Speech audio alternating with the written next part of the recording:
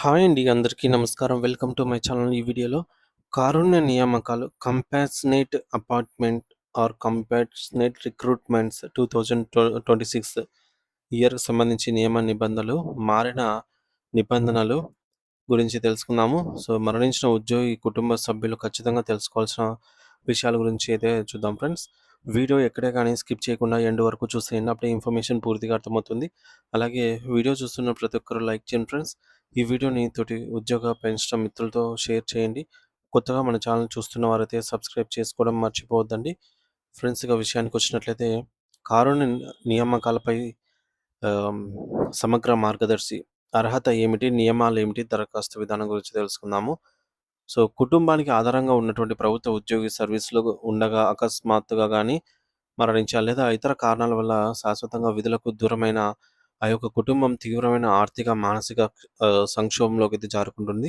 అటువంటి నిస్సహాయ కుటుంబాలకు ఆసరా కల్పించి, వారి జీవనానికి భరోసా ఇచ్చే మానవతా దృక్పథంతో కూడినటువంటి పథకమే కారుణ్య నియామకం. అయితే ఈ పథకం కింద అర్హతలు ఏమిటి? ఎవరికి ప్రాధాన్యత ఉంటుంది? ఎవరికి పోస్టులు ఇస్తారు? మరియు దరఖాస్తు ప్రక్రియ ఎలా ఉంటుంది? అనే పూర్తి వివరాలను అయితే తెలుసుకుందాము.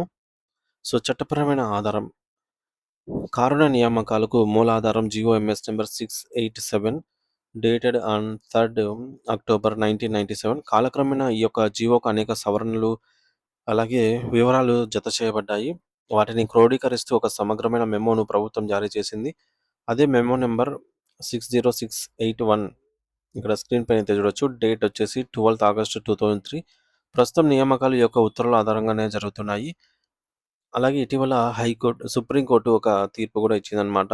కంపాషనేట్ అపార్ట్మెంట్స్ ఏవైతే ఉంటాయో వాటిని పర్మనెంట్ కాకుండా వారి యొక్క కుటుంబ ఆర్థిక పరిస్థితిని పరిశీలించి ఉద్యోగం ఇవ్వవచ్చు అని అంటే గనక ఆహ్, కాంట్రాక్ట్ లేదా ఔట్‌సోర్సింగ్ ఉద్యోగాలు మాత్రమే ఇవ్వాలి. ఒకవేళ వారు ఆర్థికంగా బాగానే ఉన్నట్లయితే వారికి ఎటువంటి ఉద్యోగం రాదు. వారికి పెన్షన్ మాత్రమే ఎలిజిబుల్ ఉంటుంది అని చెప్పేసి కోర్టు తన యొక్క తీర్పునైతే చెప్పిందనమాట. ముఖ్యంగా ఒకవేళ వచ్చే విధంగా ఉంటే కారుణ్య నియామకాలు ఎవరికి వస్తాయి? ఎవరిని తీసుకుంటారు అర్హులుగా అని జెప్పేసి పరిస్థితులను బట్టి చూద్దాము. ఈ యొక్క క్రింది 3 సందర్భాల్లో ఉద్యోగిపై ఆధారపడిన కుటుంబ సభ్యులు కారుణ్య నియామకానికి అర్హులవుతారండి. ఇందులో సర్వీస్‌లో ఉండగా మరణించినప్పుడు చూసుకున్నట్లయితే ప్రభుత్వ ఉద్యోగి సర్వీస్‌లో ఉన్న ఉద్యోగి ఏ కారణం చేత మరణించినా వారి కుటుంబ సభ్యులకు ఈ పథకం అనేది వర్తిస్తుంది. రెండవది బి. 7 ఏళ్లుగా కనిపించకుండా పోయినటువంటి డీమ్డ్ డెత్ అంటారు. సర్వీస్‌లో ఉన్న ఉద్యోగి 7 సంవత్సరాలుగా విధులకు హాజరు కాకుండా, కుటుంబ సభ్యులకు కూడా అందుబాటులో లేకుండా అదృశ్యమైపోయినప్పుడు, వారిని చట్టపరంగా మరణించినట్లుగా భావించి, వారి కుటుంబ సభ్యులకు కారుణ్య నియామకం కల్పించవచ్చు. దీనికోసం పోలీసుల నుండి ట్రేస్ చేయలేకపోయాము, అన్‌ట్రేసబుల్ అనే ధృవీకరణ పత్రం తప్పనిసరిగా పొందాలి. ఇక మూడోది వైద్య కారణాలతో పదవీ విరమణ చేసినప్పుడు మెడికల్ ఇన్వాల్వ్‌మెంట్. ఉద్యోగి అనారోగ్యం కారణంగా ఇక విధులను ఎట్టి పరిస్థితుల్లో నిర్వహించలేరు ఇక మీదట అని ఉద్యోగానికి అనర్హులు, అన్‌ఫిట్ అని జెప్పేసి మెడికల్ బోర్డ్ ధృవీకరించినప్పుడు కూడా వారు వైద్య కారణాలతో పదవీ విరమణ చేయవచ్చు. ఈ సందర్భంలో వారి వారసులకు ఉద్యోగం అనేది ఇవ్వబడుతుంది. ఈ పై అన్ని సందర్భాల్లో కూడా ఒకటే రూల్ అండి. వారి వారి యొక్క కుటుంబ పరిస్థితులను ఆధారంగా చేసుకొని మాత్రమే వారు ఎలిజిబుల్ ఉన్నట్లయితేనే కారుణ్య నియామకం అనేది ప్రభుత్వం ఇస్తుంది. ఇక్కడ ముఖ్యమైన షరతులు. మెడికల్ బోర్డు ఉద్యోగిని అనర్హుడుగా ప్రకటించిన తేదీ నాటికి ఆ ఉద్యోగం కనీసం 5 సంవత్సరాల సర్వీస్ అయినా మిగిలి ఉండాలి అన్నమాట ఆ ఉద్యోగికి. లేదంటే రాదన్నమాట. ఇక చట్టపరమైన ఆధారం GOMs number 661 dated on 2008 October 23 ద్వారా ఈ యొక్క సౌకర్యం పునరుద్ధరించబడింది. ఇకపోతే డి. ఎయిడెడ్ టీచర్ల వారసులకు, సర్వీస్‌లో మరణించిన ఎయిడెడ్ ఉపాధ్యాయుల వారసులకు కూడా ఈ పథకమే వర్తిస్తుంది. చట్టప్రకారమైన ఆధారం వచ్చేసి GOMs number 113 dated on 6th October 2009. ఇకపోతే ఏ సందర్భాల్లో కంపాషనేట్ రిక్రూట్మెంట్ అంటే అదా మనకు కారుణ నియామకం ఏ ఏ సందర్భాల్లో వస్తాయనేది తెలుసుకున్నాము. ఇప్పుడు ముందుగా ప్రాధాన్యత ఎవరికిస్తారనేది చూద్దాము. ఎవరికి ప్రాధాన్యత ఎక్కువ ఉంటుందంటే కుటుంబ సభ్యుల క్రమం ఈ విధంగా ఉంటుందండి. నియామకం ఇచ్చేటప్పుడు ఈ క్రింది ప్రాధాన్యత క్రమాన్ని పాటిస్తారు. మొదటిది భార్య లేదా భర్త. మరణించిన ఉద్యోగి భర్త లేదా అంటే స్పౌస్ వారికి మొదటి ప్రాధాన్యత ఇస్తారు. రెండవదొచ్చేసి కుమారుడు లేదా కుమార్తె. సో, భార్య లేదా భర్త గాని ఉద్యోగులకు అంటే స్పౌస్ ఎలిజిబుల్ కాకపోయినా, స్పౌస్ లేకపోయినా లేదా వారు నిరాకరించినా సరే వారి కుమారుడు లేదా కుమార్తెకు అవకాశం అయితే ఇస్తారు. ఇక మూడవ అంశం వచ్చేసి దత్తత తీసుకున్న సంతానం. ఉద్యోగి మరణించడానికి కనీసం 5 సంవత్సరాల ముందు చట్టబద్ధంగా దత్తత తీసుకొని ఉన్నటువంటి ఆహ్, కుమారుడు లేదా కుమార్తెకు కూడా ఈ అర్హత అనేది ఉంటుంది. తదుపరి వివాహిత కుమార్తె. భార్య లేదా భర్త నిరాకరించినప్పుడు అవివాహిత సంతానం లేనప్పుడు ఆ కుటుంబంపై ఆధారపడి జీవిస్తున్నటువంటి వివాహిత కుమార్తెకు కూడా ఈ యొక్క అవకాశం కల్పిస్తారు. ఒక మైనర్ కుమార్తె ఉన్నప్పుడు తల్లి లేదా సంరక్షకులు ఎవరిని సూచిస్తే వారికి ఉద్యోగం అయితే ఇస్తారనమాట. ఇకపోతే ఐదోది తమ్ముడు లేదా చెల్లెలు. అవివాహిత ఉద్యోగి మరణించినప్పుడు ఈ సందర్భంలో వారిపై ఆధారపడి ఉన్న బ్రదర్ ఆర్ సిస్టర్‌కి కూడా ఈ అవకాశం అయితే ఇస్తారు. ఈ నియమ నిబంధనల ప్రకారంగా. సో, ఇప్పుడు ఎవరికి ఇస్తారు? ఏ పరిస్థితుల్లో ఇస్తారు? ఎవరికి ఇస్తారని తెలుసుకుందాము. అయితే ఇప్పుడు ఏ పోస్టులు ఇస్తారనేది చూద్దాము. సాధారణంగా కారుణ్య నియామకాలనేవి ఈ క్రింది పోస్టులలో జరుగుతాయండి. ముఖ్యంగా జూనియర్ అసిస్టెంట్, టైపిస్టు, అలాగే ఆఫీస్ సబార్డినేట్, చివరి శ్రేణి ఉద్యోగము లేదా జూనియర్ అసిస్టెంట్ స్కేలుకు సమానమైన లేదా అంతకంటే తక్కువ స్కేల్ ఉన్నటువంటి డైరెక్ట్ రిక్రూట్‌మెంట్ కోటా ఉన్న ఇతర పోస్టులకు మాత్రమే ఈ కంపాషనేట్ రిక్రూట్‌మెంట్ అనేది ఉంటుంది.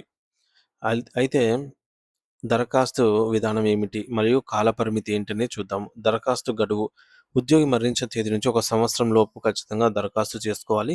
మైనర్‌ల విషయంలో దరఖాస్తు చేసుకునే నాటికి వారసుల వయసనేది 16 ఏళ్లు దాటి 18 ఏళ్ల లోపు ఉంటే వారికి 18 ఏళ్లు నిండిన తర్వాత నియామకం కల్పించేందుకు అవకాశం అనేది ఉంటుంది.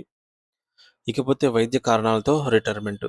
ఈ యొక్క కేసును జిల్లా లేదా రాష్ట్ర స్థాయి మెడికల్ కమిటీకి పంపి వారి సిఫార్సుల మేరకు నియామకపు అధికారి ఉత్తర్వులైతే జారీ చేస్తారు. ఇక ఐదోది విద్యా అర్హతలు మరియు వయోపరిమితి విషయానికొస్తే ఆహ్, ఎడ్యుకేషన్ క్వాలిఫికేషన్ నుండి ఏజ్ లిమిట్ అండి. ఎడ్యుకేషన్ క్వాలిఫికేషన్ వచ్చేసి దరఖాస్తు చేసుకుంటున్నటువంటి పోస్టుకు నిర్దేశించిన కనీస విద్యార్హతలు సరిగ్గా ఉండాలి. జూనియర్ అసిస్టెంట్‌కైతే ఇంటర్మీడియేట్ ఈ విధంగా. ఒకవేళ గ్రేస్ పీరియడ్ ఉంటుందండి. ఒకవేళ జూనియర్ అసిస్టెంట్ పోస్టుకు డిగ్రీ అర్హత అవసరమై, అభ్యర్థికి కేవలం ఇంటర్మీడియేటే ఉంటే వారికి ఉద్యోగం ఇచ్చి నిర్ణీత గడువులోగా అంటే 3 సంవత్సరాల నుంచి 5 సంవత్సరాల్లోగా డిగ్రీ పూర్తి చేయడానికి ఒక అవకాశం అయితే ఇస్తారు. అలాగే ఎస్సీ, ఎస్టీ, బీసీ అభ్యర్థులకు అదనపు మినహాయింపులు కూడా ఉండవచ్చు. అయితే ఇప్పుడు ఏజ్ లిమిట్ వయోపరిమితి. భార్య లేదా భర్త దరఖాస్తు చేసుకుంటే గరిష్ట వయోపరిమితి 45 సంవత్సరాలు. ఇతరులకు సాధారణ నియామక నిబంధనల ప్రకారంగా వయోపరిమితే వర్తిస్తుంది. ఇక చివరి శ్రేణి ఉద్యోగులకు కనీసం విద్యార్హత లేకపోయినా ముందుగా నియమించి తర్వాత ప్రభుత్వం నుండి మినహాయింపు కూడా పొందవచ్చు. ఇక ఆరవది నియామక పరిధి మరియు సూపర్ న్యూమరేషన్ పోస్టులు. సో, ఉద్యోగి పనిచేసినటువంటి యూనిట్, జిల్లా, జోన్ లేదా రాష్ట్రంలోనే నియామకం అనేది చేపడతారు. ఖాళీలు లేకపోతే ఆ యూనిట్‌లో ఖాళీ లేనప్పుడు నోడల్ అధికారి అయినటువంటి జిల్లా కలెక్టర్ ప్రతి క్యాడర్‌లో సంవత్సరానికి 5 సూపర్ న్యూమానరీ న్యూమరీ తాత్కాలిక అదనపు పోస్టులండి సృష్టించవచ్చు. ఇక 5 కంటే ఎక్కువ దరఖాస్తులు ఉంటే సంబంధిత శాఖ ఉన్నతాధికారులకు ప్రతిపాదనలు పంపి వారి అనుమతితో నియామకాలైతే చేపడతారు. ఇకపోతే ఏడోది ఉద్యోగం ఇవ్వలేని పక్షంలో ఎక్స్ గ్రేషియా. కుటుంబంలో ఎవరికీ కనీస అర్హత లేకపోవడం లేదా ఇతర కారణాల వల్ల ఉద్యోగం ఇవ్వలేని పక్షంలో వారికి ప్రభుత్వం అనేది ఎక్స్ గ్రేషియా చెల్లిస్తుంది. చివరి శ్రేణి ఉద్యోగి అయితే రూ. 5,00,000, అలాగే నాన్ గెజెట్ ఉద్యోగి అయితే రూ. 8,00,000, గెజిటెడ్ అధికారి అయితే రూ. 10,00,000, అలాగే చట్టపరమైన ఆధారం ఈ మేరకు GO MS number 114 dated on 21st August 2017 ప్రకారంగా అయితే వర్తిస్తుంది. ఇక కారుణ్య నియామక పథకం అనేది ఒక సంక్షేమ చర్య. మీ పరిసర ప్రాంతాల్లో ఎవరైనా ప్రభుత్వ ఉద్యోగి మరణించి వారి కుటుంబం ఇబ్బందుల్లో ఉంటే ఈ వీడియోని వారికి అందించి వారికి షేర్ చేయండి. సరైన మార్గంలో దరఖాస్తు చేసుకునేలాగా సహాయపడగలరనైతే ఆశిస్తున్నామండి. తద్వారా ఒక నిస్సహాయ కుటుంబానికి అండగా నిలిచిన వారవుతారనైతే మనస్ఫూర్తిగా కోరుకుంటూ దీనిపై మీ అభిప్రాయం ఏమిటనేది ఖచ్చితంగా కామెంట్ సెక్షన్‌లో అయితే కామెంట్ చేసి తెలియజేయండి. ఏమైనా డౌట్స్ ఉన్నా సరే కామెంట్ చేయండి. Thank you for watching this video.